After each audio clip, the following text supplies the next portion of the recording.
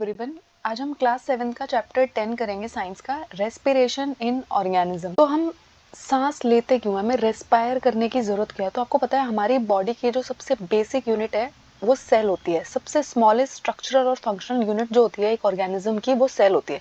जैसे घर बनाने के लिए हमें ईंटों की ज़रूरत पड़ती है ना, वैसे हमारी बॉडी किससे मिलकर बनी होती है? सेल से मिलकर बनी होती है। सेल्स के क्लस्टर्स को हम टिश्यू बुलाते हैं, टिश्यू से हमारे ऑर्गन्स बनते हैं और ऑर्गन से ऑर्गन सिस्टम। तो हर जो सेल होती है हमारी बॉडी में वो बहुत सारे फंक्शंस कर रही होती है, जैसे कि न्यूट्रिशन प्रोवाइड करेगी, ट्रांसपोर्टेशन का काम करेगी, एक्सक्रीशन का काम करेगी, रिप्रोडक्शन करेगी। Different different cells, different different organs different different function निभा रहे होते हैं, तो उनके लिए उन्हें एनर्जी चाहिए होती है। ठीक है, तो एनर्जी जो होती है वो खाने में स्टोर होती है। हम खाना खाते हैं, हम खाना क्यों खाते हैं? अगर उसका कोई यूज़ ही नहीं होगा हमारी बॉडी में तो हम खाना क्यों खाएंगे? तो फूड के अंदर है ना एनर्जी स्टोर्ड होती है, जो रेस्पिरेशन के प्रोसेस के टाइम पे रिलीज हो जाती है और हमारी बॉडी उसे यूज़ कर पाती है, इसलिए हमें रेस्पिरेशन की ज़रूरत है। सारे के सारे जो ऑर्गेनिजम्स होते हैं, जितने भी लिविंग ऑर्गेनिजम्स हैं, वो रेस्पायर करते हैं, किस लिए? कि उन्हें फूड से एनर्जी मिल सके। तो ब्रीदिंग प्रोसेस जो होता है उसमें क्या होता है, हम हवा को अंदर ले रहे होते हैं। जो हवा हम अंदर ले रहे होते हैं वो ऑक्सीजन में रिच होती है, और जिस हवा को हम बाहर रिलीज कर रहे होते हैं वो कार्बन डाइऑक्साइड में रिच होती है। तो हमारी बॉडी को ऑक्सीजन ज़्यादा चाहिए होता है, तो जो ऑक्सीजन रिच एयर है उसको हम अंदर लेते हैं, और जो हमारी कार्बन डाइऑक्साइड जिस में बहुत ज़्यादा रिच है उसको हम बाहर छोड़ रहे होते हैं। और आपको पता है प्लांट्स ना उल्टा कर रहे होते हैं। प्लांट्स है ना CO2 को अंदर ले रहे होते हैं और ऑक्सीजन को बाहर छोड़ रहे होते हैं, और वही ऑक्सीजन हम यूज़ करते हैं। जो ऑक्सीजन रिच एयर होती है वो हमारी पूरी बॉडी तक पहुंचाई जाती है, सारे सेल्स तक पहुंचाई जाती है। किसके थ्रू? ब्लड के थ्रू। आपको पता है ना हमारी बॉडी में ऑक्सीजन कैरी करने का काम ब्लड करता है। किसकी मदद से? हीमोग्लोबिन की मदद से। ठीक है, तो हीमोग्लोबिन क्या करता है?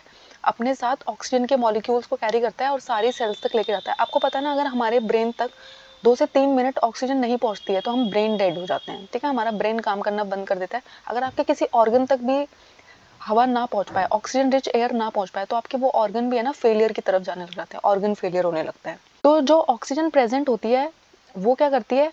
ब्रेक डाउन में मदद करती है। ठीक है, तो फूड का जो ब्रेक डाउन होता है सेल के अंदर और एनर्जी रिलीज होती है, इसको हम बुलाते हैं सेल्यूलर रेस्पिरेशन। ठीक है, तो सेल्यूलर रेस्पिरेशन इसे क्यों कह रहे हैं? क्योंकि सेल्स के अंदर हो रहा है, तो इसको हम क्या बुलाएंगे? सेल्यूलर रेस्पिरेशन बुलाएंगे।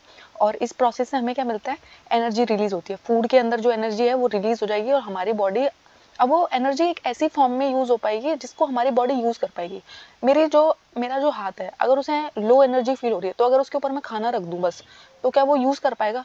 नहीं यूज कर पाएगा ना। तो एक पूरा प्रोसेस है कि मुझे मुंह के थ्रू खाना खाना पड़ेगा, और उसके बाद है ना सेल्यूलर रेस्पिरेशन के टाइम पे एनर्जी रिलीज होगी एटीपी की फॉर्म में, और उसे मेरी बॉडी यूज कर। तो जो फूड होता है जिसको हम ग्लूकोज बुलाते हैं, तो जब वो ब्रेक डाउन होता है ऑक्सीजन की प्रेजेंस में, तो उसे हम बुलाते हैं एरोबिक रेस्पिरेशन। और अगर ऑक्सीजन एब्सेंट है तो उसे हम बुलाते हैं एनारोबिक रेस्पिरेशन। तो aerobic respiration and anaerobic respiration में आपको डिफरेंस मालूम होना चाहिए, सबसे ज़्यादा क्वेश्चन यहीं से आते हैं।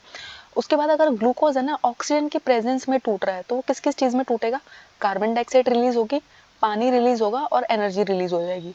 ठीक है, तो फूड जब ऑक्सीजन की प्रेजेंस में टूटता है उसको हम एरोबिक रेस्पिरेशन बुलाते हैं। जब फूड ऑक्सीजन के एब्सेंस में टूटता है उसे हम एनारोबिक रेस्पिरेशन बुलाते हैं। ठीक है, फूड का जो ब्रेक डाउन होता है वो एनर्जी को रिलीज करता है। आपको पता है जो ईस्ट होती है वो है ना एयर की एब्सेंस में भी सर्वाइव कर सकती है, इसलिए उन्हें ना एनारोब्स बुलाते हैं, और उनको एनर्जी मिलती है एनारोबिक रेस्पिरेशन से। तो इनकी बॉडी में क्या होता है? ग्लूकोज जो होता है वो एब्सेंस में टूटेगा ऑक्सीजन की, और उसमें क्या बनेगा? हमारी बॉडी में बन रहा है carbon dioxide, water and energy. उनकी बॉडी में बनेगा alcohol, carbon dioxide and energy. ठीक है, तो यहाँ पे जो एक एक्स्ट्रा प्रोडक्ट जो हमारी बॉडी में वाटर था वो यहाँ पे क्या हो जाता है? एल्कोहल बनता है। उसके अलावा है ना जब कभी आप बहुत ज़्यादा हैवी एक्सरसाइज कर रहे होते हैं, साइकिलिंग कर रहे होते हैं, वॉकिंग कर रहे होते हैं, तो आपके पैरों में ना दर्द होने लग जाता है, आपको है ना क्रैम्प्स फील होने लग जाते हैं। तो क्यों होता है ऐसा? क्योंकि आपकी बॉडी में उस टाइम क्या हो रहा है? आपके मसल्स में ना एनारोबिक रेस्पिरेशन चल रहा है। तो मसल्स में जब ऑक्सीजन के एब्सेंस में ब्रेक डाउन होता है तो क्या रिलीज होता है? वहां पर बनता है lactic acid and energy. Energy तो यहाँ भी बनेगी, लैक्टिक एसिड बनेगा। तो ये जो लैक्टिक एसिड होता है ये हमारी मसल्स में ना एक्यूमुलेट हो जाता है, जमा हो जाता है, जिसकी वजह से ना हमें क्रैम्प्स फील होने लग जाते हैं और हमें दर्द लगने लग जाता है। ठीक है, लेकिन अगर आप चाहते हो तो हमारे मसल क्रैम्प कैसे कैसे ठीक हो सकते हैं? अगर आप है ना एक हॉट वाटर में नहाएंगे, या फिर आप है ना एक मसाज लेंगे अच्छी, तो आपके मसल क्रैम्प जो है वो ठीक हो जाएंगे। उसके अलावा दूसरा क्या होता है? अगर आपके बॉडी के अंदर है ना ऑक्सीजन की सप्लाई बढ़ा दो, सोचो आपने डीप ब्रीदिंग करनी शुरू कर दी, इसलिए आपने देखा ना ऑक्सीजन के जब हमें कम लगने जाती है हम डीप ब्रीथ करने लग जाते हैं, तो क्या होगा? अब जो लैक्टिक एसिड बना था वो कंप्लीट उसका ब्रेक डाउन हो जाएगा, वो फिर से क्या बन जाएगा, CO2 एंड वाटर में टूट जाएगा। उसके बाद जो ईस्ट होता है वो सिंगल सेल ऑर्गेनिजम्स है और ये एनारोबिकली रेस्पायर करते हैं और इस प्रोसेस से ना हमें अल्कोहल मिलता है। तो आपको पता है अल्कोहल बनाने का प्रोसेस क्या होता है, उसमें ना ईस्ट को डाला जाता है और एनारोबिक रेस्पिरेशन की वजह से वहाँ पे जो बायो प्रोडक्ट बनता है वो कार्बन डाइऑक्साइड प्लस अल्कोहल होता है। ठीक है, तो वाइन और बियर बनाने का ना यही प्रोसेस होता है। ठीक है, वाइन एंड बियर हम कैसे बनाते हैं, एनारोबिक रेस्पिरेशन करवाते हैं हम। ठीक है, और उसमें क्या बनता है, हमें जो बाय प्रोडक्ट मिलेगा वो अल्कोहल मिलेगा। अब है ना 3 टाइप के मैंने अभी अभी आपको रेस्पिरेशन पढ़ाए, उनके बाय प्रोडक्ट्स आपको मालूम होना चाहिए। आपको ये मालूम होना चाहिए कि ये प्रेजेंस में हो रहे हैं ऑक्सीजन की या एब्सेंस में हो रहे हैं। तो सबसे पहले होता है, हम सबकी नॉर्मल सेल्स की बात हो रही है जिसमें एरोबिक रेस्पिरेशन होता है, जहाँ पे ना ऑक्सीजन प्रेजेंट है। ठीक है, तो ऑक्सीजन की प्रेजेंस में जब ग्लूकोज टूटता है तो आपको क्या मिलता है, कार्बन डाइऑक्साइड मिलता है, वाटर मिलता है और एनर्जी मिलती है। एनारोबिक रेस्पिरेशन जब सिंगल सेल ऑर्गेनिजम्स में हो रहा है या फिर जो एनारोब्स है उनके अंदर हो रहा है, जैसे कि ईस्ट, तो यहाँ पे ना ऑक्सीजन के एब्सेंस में होगा, ग्लूकोज यहाँ किस में टूट जाता है, अल्कोहल में, कार्बन डाइऑक्साइड में और एनर्जी में। देखो एनर्जी तीनों प्रोसेस में रिलीज हो रही है। ठीक है, लेकिन यहाँ पे ना एक एक प्रोडक्ट बदल रहा है और वो प्रोडक्ट हमारे काम भी आता है। तो अल्कोहल बनाने के लिए एनारोबिक रेस्पिरेशन का यूज हम है ना वाइन, बियर, अल्कोहल इन सब प्रोडक्ट्स को बनाने के लिए करते हैं। उसके बाद आता है फिर से एनारोबिक रेस्पिरेशन, ये हमारी बॉडी में हो रहा है, मसल्स के अंदर हो रहा है और एब्सेंस में हो रहा है, ऑक्सीजन प्रेजेंट नहीं है। तो ग्लूकोज किस में टूट जाता है, लैक्टिक एसिड और एनर्जी में। और ये लैक्टिक एसिड क्या करता है, आपको मसल क्रैम्प्स देता है जिसकी वजह से आपको दर्द फील हो रहा होता है। उसके बाद है ना कुछ इंपॉर्टेंट टर्म्स होती है, ये इंपॉर्टेंट टर्म्स आपको मालूम होनी चाहिए। सबसे पहले होती है ब्रीदिंग। ठीक है, तो ब्रीदिंग का मतलब क्या होता है, जब है ना ऑक्सीजन में जो रिच है एयर उसको आप अंदर ले रहे हो और जो कार्बन डाइऑक्साइड में रिच है उसको आप बाहर छोड़ रहे हो रेस्पिरेटरी ऑर्गन्स की हेल्प से। तो रेस्पिरेटरी ऑर्गन क्या होते हैं, आपका जो नोज है वो रेस्पिरेटरी ऑर्गन है, आपके जो लंग्स है वो आपके रेस्पिरेटरी ऑर्गन्स है। ठीक है, तो जब आप अपने नाक की मदद से हवा को अंदर ले रहे हो और बाहर छोड़ रहे हो तो इस प्रोसेस को हम क्या कहलाते हैं, ब्रीदिंग कहलाते हैं। इनहेलेशन, तो इनहेलेशन का मतलब होता है सांस को अंदर लेना। तो जब आप है ना ऑक्सीजन में जो रिच एयर है उसको अपनी बॉडी के अंदर ले रहे हो तो उसे हम बुलाते हैं इनहेलेशन। एक्सहेलेशन इसका अपोजिट होता है, जब आप है ना वो एयर जो कार्बन डाइऑक्साइड में रिच है, आपकी बॉडी के अंदर जो एक्स्ट्रा कार्बन डाइऑक्साइड है, जब आप उसको ब्रीथ आउट कर रहे हो, बाहर निकाल रहे हो, उसको हम बोलते हैं एक्सहेलेशन। उसके बाद आता है ब्रीदिंग रेट। तो देखा, आप जब है ना डॉक्टर के पास जाते हो तो वो है ना आपसे पूछता है ना, आपके हार्ट रेट चेक करता है, आपका ब्रीदिंग रेट भी चेक कर लेता है। ठीक है, तो मोस्टली जो हमारा ब्रीदिंग रेट होता है ना, एक नॉर्मल ब्रीदिंग रेट, हम है ना 1 मिनट में 15 से 18 बार सांस लेते हैं। ठीक है, लेकिन अगर हम बहुत हैवी एक्सरसाइज कर रहे हैं तो यही टाइम है ना 25 तक पहुंच सकता है, क्योंकि हमें ना ज़्यादा ऑक्सीजन ना बॉडी में चाहिए। तो ब्रीदिंग रेट का मतलब होता है 1 मिनट के अंदर इंसान ने कितनी बार सांस लिया, यानी कि कितने इनहेलेशन एंड एक्सहेलेशन उसने अल्टरनेटिवली किए हैं। ठीक है, तो एक ब्रेथ का मतलब होता है आपने एक बार इनहेल किया और एक बार एक्सहेल किया, इसको हम एक ब्रेथ के बराबर गिनते हैं। तो हम कितना करते हैं, 1 मिनट के अंदर है ना 15 से 18 हो सकता है।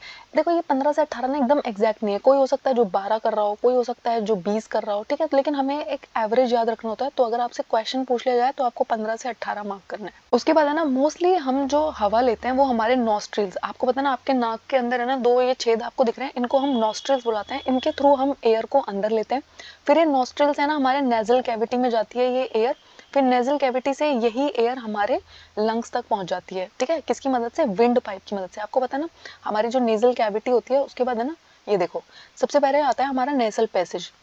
नेसल पैसेज के थ्रू एयर को हमने अंदर लिया, अब है ना विंड पाइप, ठीक है, और ट्रैकिया की मदद से अब कहाँ जा रही है, लंग्स में जा रही है हमारी एयर। तो जो लंग्स होते हैं वो हमारी चेस्ट कैविटी में प्रेजेंट होते हैं। आपको पता है अगर आप अपने चेस्ट एरिया को कभी भी टच करोगे तो आपको है ना बहुत ही हार्ड सा एक स्ट्रक्चर फील हो रहा होता है, जिसको हम क्या बुलाते हैं, रिब केज बुलाते हैं। तो ये रिब केज हमारी बॉडी में है ही क्यों, तो रिब केज का जो एक इंपॉर्टेंट फंक्शन होता है, आपको पता है जो हमारे लंग्स होते हैं ना वो बहुत ही सॉफ्ट और स्पंजी होते हैं। तो अगर हमारे रिब केज प्रेजेंट नहीं होंगे ना तो उनको प्रोटेक्ट करना बहुत मुश्किल हो जाएगा। ठीक है, तो हमारे लंग्स को प्रोटेक्शन प्रोवाइड कराते हैं कौन, रिब केजेस। तो लंग्स जो है वो हमारे चेस्ट कैविटी में प्रेजेंट है, और जो ब्रीदिंग, जब आप सांस ले रहे होते हो ना तो आपका डायफ्राम और रिब केज जो है वो मूवमेंट कर रहे होते हैं। ठीक है, आप कभी भी फील करोगे ना जब आप अंदर सांस ले रहे हो तो आपका रिब कैसे ऊपर जा रहा है, जब आप छोड़ देते हो सांस तो नीचे जा रहा है। ठीक है, तो इनहेलेशन के प्रोसेस में क्या होता है, आपकी जो रिब्स है वो ऊपर की तरफ जाती है। कभी भी आप सांस लेके देखिए अंदर, जैसे आप इनहेल करोगे तो आपकी जो रिब्स है वो ऊपर की तरफ चली जाएगी। ठीक है, और आपका जो डायफ्राम वाला रीजन है वो नीचे चला जाता है। ठीक है, इसकी वजह से ना हमारे चेस्ट कैविटी में है ना स्पेस बढ़ जाता है, ज्यादा से ज्यादा हवा हमारे लंग्स के अंदर चली जाती है। एक्सहेलेशन में क्या होगा, अब हमारी जो रिब्स है वो नीचे चली जाएगी और डायफ्राम जो है वो ऊपर चला जाएगा फिर से उसी पोजीशन पे जिस पे वो था। इससे क्या होगा, हमारा चेस्ट कैविटी का साइज जो है वो डिक्रीज हो जाता है और एयर जो है वो लंग से बाहर निकल जाती है। ये देखिए, ये नीचे वाला पोर्शन जो होता है हमारे रिब केज के नीचे, इसको हम डायफ्राम बुलाते हैं, और ऊपर से ये जो सारी की सारी रिब्स है इनको हम क्या बुलाते हैं। अच्छा ये बताइए कितनी रिब्स प्रेजेंट होती हैं। तो आपको पता है हमारी बॉडी में ना 24 रिब्स प्रेजेंट होती हैं, 12 एक साइड पे 12 एक साइड पे, ठीक है। तो टोटल 12 पेयर्स होते हैं और टोटल नंबर कितना होता है इनका 24 होता है। तो हमारे आसपास जो हवा है उसमें है ना सिर्फ ऑक्सीजन ही प्रेजेंट नहीं है, उसमें बहुत सारा धुआं, डस्ट, पॉलन, ये सब चीजें भी प्रेजेंट है। जो क्या होता है, अगर आपने कभी नोटिस किया है आपके नाक के अंदर है ना छोटे छोटे छोटे बाल होते हैं। तो हर एक चीज का ना कोई रीजन होता है, नेचर ने कोई भी चीज बनाई है उसका कोई रीजन होता है। तो जैसे ही है ना आप एयर को अंदर ब्रीद इन करते हैं तो आपकी नाक के अंदर जो छोटे छोटे हेयर प्रेजेंट है ना वो ये ट्राई करते हैं कि अगर कोई भी एक्स्ट्रा डस्ट पार्टिकल आपकी बॉडी में एंटर कर रहा है तो उसको है ना वो ट्रैप कर लेता है हेयर के अंदर। लेकिन अगर फिर भी गलती से है ना कोई डस्ट पार्टिकल आपकी बॉडी में चला गया तो क्या होगा, आप अचानक से ना छींक आ जाएगी। आपने कभी सोचा एकदम से आपको छींक क्यों आ जाती है और आप उसको बिल्कुल भी रोक भी नहीं पाते हो? क्यों? क्योंकि इसका मतलब है कोई आपके लंग्स तक है ना फॉरेन पार्टिकल पहुंच गया जो वहां तक नहीं पहुंचना चाहिए था। तो क्या होता है, स्नीजिंग क्या करती है, उस फॉरेन पार्टिकल को आपके नाक से बाहर निकाल देती है। उसके बाद आता है दूसरे जो एनिमल्स होते हैं, ये तो है हमारी बॉडी के अंदर, तो हम है ना ब्रीदिंग के लिए यूज करते हैं हमारे लंग्स का, नेजल कैविटी का, इसको हम पूरा रेस्पिरेटरी सिस्टम बुला रहे होते हैं। दूसरे जो एनिमल्स है वो भी तो रेस्पायर करेंगे ना, वो भी तो सांस लेंगे, तो वो क्या करते हैं। तो सबसे पहले हम कॉकरोच के बारे में पढ़ेंगे। तो कॉकरोच आपको पता है इंसेक्ट की कैटेगरी में आता है। तो कॉकरोच के पास है ना साइड्स में एक स्मॉल ओपनिंग होती है, ठीक है। इन ओपनिंग को है ना स्पाइरिकल्स बुलाते हैं। तो इंसेक्ट के अंदर है ना नेटवर्क होता है एयर ट्यूब्स का, जिनको वो ट्रैकिया कहते हैं, और जो गैस एक्सचेंज के लिए यूज होती है। तो ऑक्सीजन रिच एयर जो है वो स्पाइरिकल्स के थ्रू एंटर करती है, ट्रैकियल ट्यूब्स में जाती है और उनकी बॉडी के टिश्यूज के साथ डिफ्यूज हो जाती है और हर सेल तक पहुंच जाती है। तो कॉकरोच के बॉडी के अंदर जो एक्स्ट्रा ऑर्गन ब्रीथ करने के लिए वो है स्पाइरिकल्स और ट्रैकियल ट्यूब्स, ठीक है। अर्थवर्म कैसे सांस लेता है, तो अगर आपने ना कभी भी अर्थवर्म को देखा होगा तो बहुत गीला गीला सा नजर आ रहा होता है ना, तो वह ना अपनी स्किन के थ्रू सांस लेता है। उसके अंदर है ना नॉर्मल डिफ्यूजन हो रहा है, एयर उसकी स्किन के थ्रू अंदर जा रही होती है, बाहर जा रही होती है, ऐसे ही उसका गैशियस एक्सचेंज हो रहा होता है।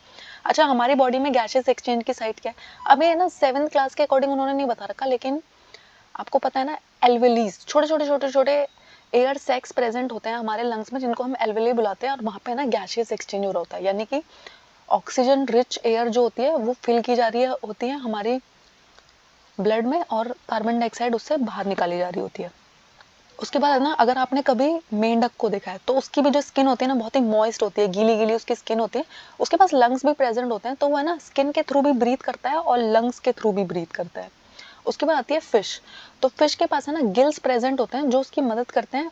आपको पता है फिश जो होती है वो पानी में रहती है, एक्वेटिक एनिमल है, तो वहां पर है ना बहुत सारी जो प्रेजेंट रहती है ऑक्सीजन पानी के अंदर घुली रहती है, ठीक है। तो गिल्स जो होते हैं वो डिसॉल्व ऑक्सीजन को लेने में उनकी मदद करते हैं। आपने कभी कभी नोटिस किया है कुछ फिश होती है वो ना बाहर निकल निकल के आ रही होती है थोड़ी देर में, क्योंकि जो पानी के अंदर ऑक्सीजन घुली होती है ना उसका अमाउंट कम होता है, ठीक है। तो वो बाहर आती है ऑक्सीजन लेने के लिए, ठीक है। नॉस्ट्रिल्स और बो होल्स के थ्रू वो ऑक्सीजन लेने के लिए बाहर निकल के आती हैं। मोस्टली ना ऐसा डॉल्फिन्स करती हैं, ठीक है। उसके बाद आता है प्लांट्स। तो प्लांट्स के पास है ना लीव्स पे एक स्ट्रक्चर प्रेजेंट होता है जिसको हम बुलाते हैं स्टोमेटा। टाइनी पोर्स प्रेजेंट होते हैं लीव्स के ऊपर, स्टोमेटा, जो किस चीज में मदद करते हैं, कार्बन डाइऑक्साइड और ऑक्सीजन के एक्सचेंज में हेल्प कर रहे होते हैं प्लांट्स की। तो प्लांट्स किसके थ्रू ब्रीथ करते हैं, स्टोमेटा के थ्रू। उसके अलावा है ना प्लांट्स की जो रूट्स होती हैं, मैंने आपको पहले भी बताया कि जो प्लांट की रूट होती है वो भी, उनको भी हवा चाहिए होती है, उनको भी ऑक्सीजन चाहिए होता है, ठीक है। तो रूट क्या करती है, जो सॉइल के अंदर एयर स्पेसेस प्रेजेंट होते हैं ना वहां से वो ऑक्सीजन को ले लेते हैं। और आप है ना सॉइल के अंदर आपको पता है ना ऑक्सीजन प्रेजेंट होती है। मैंने आपको इससे पहले ही जो चैप्टर कराया है सॉइल वाला, उसमें मैंने आपको बताया कि हमारी सॉइल के पास है ना एयर प्रेजेंट होती है। अब है ना मैंने एक टेबल बना दिया था आपको, ताकि आपको याद रहे कि किसके पास क्या प्रेजेंट होते हैं रेस्पिरेशन करने के लिए। तो ह्यूमन बींग्स, हमारी बात हो रही है, तो हमारे पास है ना लंग्स प्रेजेंट है ब्रीथ करने के लिए। फिश के पास गिल्स प्रेजेंट होते हैं। प्लांट्स की हेल्प करता है रेस्पिरेशन में स्टोमेटा। फ्रॉग की हेल्प करता है moist skin and lungs. Earthworm की हेल्प करता है स्किन। कॉकरोच की हेल्प करता है स्पाइरिकल्स। और सारे इंसेक्ट्स को भी अगर मैं रख दूं तो उनके पास भी है ना स्पाइरिकल्स प्रेजेंट होता है। थैंक यू, आई होप आपको इस चैप्टर में कोई डाउट नहीं है। हमारा 6th क्लास का साइंस मैंने कंप्लीट करा दिया है, 7th क्लास का साइंस हम कर रहे हैं और बहुत जल्दी हम इसको भी कंप्लीट कर लेंगे। मैंने प्लेलिस्ट क्रिएट की हुई है, आप उसको भी देख सकते हैं साइंस की।